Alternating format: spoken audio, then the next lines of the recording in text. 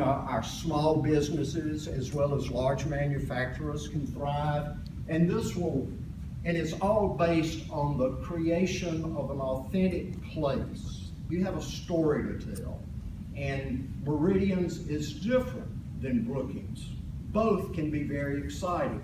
We have to know what that story is, and we have to be able to articulate it, and we do so really in the public realm, whether it's in, this is Union Station in Denver, Colorado, or Main Street in Little Franklin, Tennessee, which is just outside of Nashville, or in Alton, Missouri, a little town of 800 people, and their main asset is the river system there that draws tourists and those who float and navigate that river but don't stay.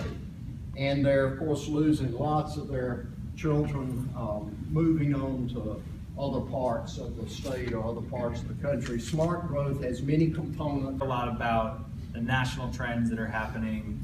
Now we're going to zoom in a little bit to what's happening across the rural context in America. So what we're kind of learning as we go to all these rural communities is once you've seen one rural community, you've seen one rural community. And they're all totally different, and they all are a vast divergence from what we're seeing. But there's a lot of challenges, and some of these are kind of been researched extensively by the USDA.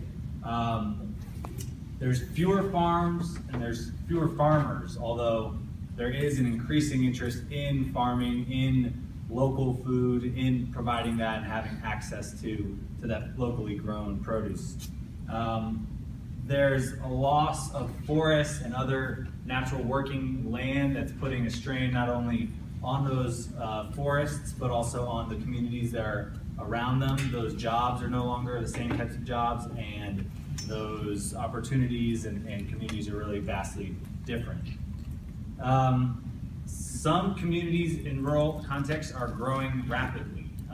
As you can see here, it's really putting pressure on this farmland. It's really a different environment than potentially was intended. And I bet that these houses all here are complaining about the smell of the cows right next door to them. But also, many rural communities are declining, and the realities for those two different subgroups are something that rural communities are dealing with across the country.